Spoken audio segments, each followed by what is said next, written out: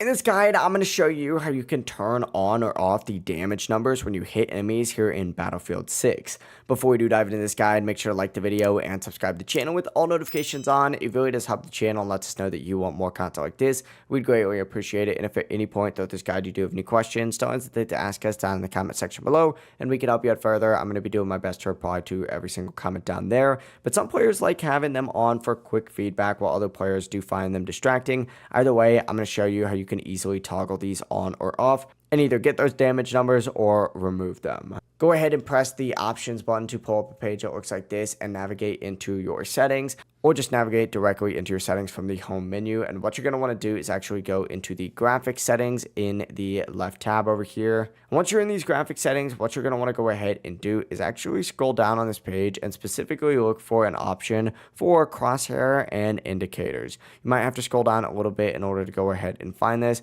Find the icons and indicators section and you'll see it right there. Open it up, and once you do get in this section, what you're going to want to do is actually scroll down a little bit more until you find this hit indicator number section right here. If you want to turn them off completely, go ahead and just tick this off just like so, and it's going to gray out all these other options right here. Or if you want to turn it on, go ahead and tick it on just like so. And you can even adjust the settings if you do want them there, but maybe don't want them as bright or as obvious. Essentially, just customize this to be however you would like and you'll be good to go. And whenever you're done, just back out of this section and you're able to return to playing the game like normally. It really is as simple as that. If you guys do have any questions, just ask them down in the comment section below and we can help you out further. I'm going to be doing my best to reply to every single comment down there. And before you do leave this video, make sure to like the video and subscribe to the channel with all notifications on. It really does help the channel. Let us know that you want more content like this. We'd greatly appreciate it. Have a great rest of your day. Peace.